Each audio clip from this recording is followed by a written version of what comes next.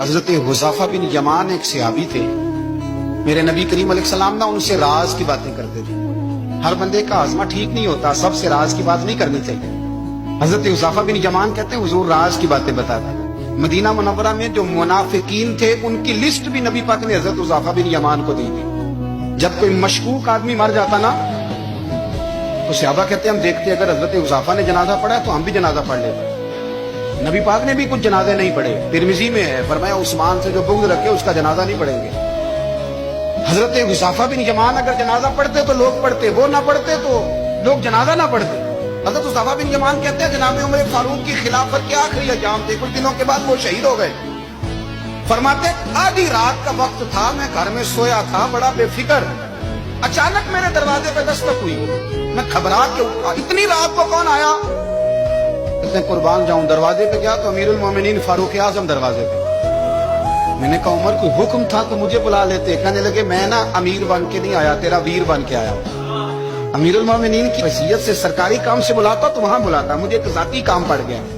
کہتے میں نے عمر کو گھر کی اندر بلا کے چارپائی پہ بٹھایا، میں نے کہا حضور میں غریب آدمی، میں کیا آپ کے کام آ سکتا ہوں؟ تو کہتے انہوں نے نا مجھے ساتھ بٹھا لیا، پھر میرا ہاتھ پکڑ لیا، کہنے لگے تو عمر کو جانتا ہے؟ عمر جھوٹ نہیں بولتا، تو جانتا ہے عمر وعدوں کا پکا ہے؟ کہا حضور جانتا ہوں، اس وقت آیا ہوں جب دیکھ بھی کوئی نہیں رہا۔ حضرت حذیفہ بن یمان کہتا ہوں پریشان ہو گیا، حضور پہلیاں نہ بجھوائے، مہربانی کر بتائیں کدھر آئے ہیں؟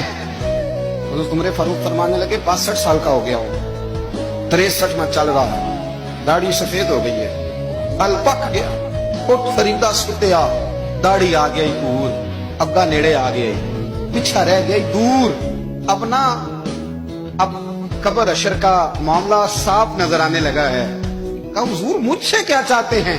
حضرت عمر رو پڑے، کہنے لگے آج میں عشاء کے بعد نکلا ہوں تو نبی پاک کے صحابہ مجھے نیک کہہ رہے تھے، پھر میں نے بچوں کی ماں سے اور بچوں سے بھی پوچھا ہے، وہ بھی مجھ سے راضی ہیں۔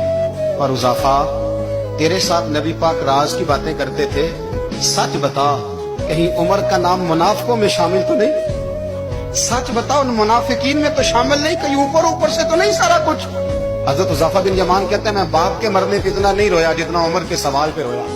میں قدموں میں بیٹھ گیا، میں نے کہا نہیں عمر یہ تو میں نے نہیں سنا، لیکن یہ میں نے نبی پاک سے ضرور سنا ہے کہ میرے بعد اگر کوئی نبی ہوتا تو عمر ابن خطاب ہوتا۔ یہ میں نے اپنے کانوں سے سنا ہے کہ عمر جس گلی سے گزرے شیطان راستہ بدل جاتا ہے۔ یہ میں نے اپنے کانوں سے سنا ہے کہ 950 سال حضرت جبریل جناب عمر کی شان بیان کریں تو پھر بھی بیان نہیں ہو سکتا۔ یہ میں نے ضرور سنا۔ دوستو ساری زندگی حضرت عمر نے اگر دوسروں کا محاسبہ کیا تو اپنا اور اپنے بچوں کا بھی کڑا خیال رکھا۔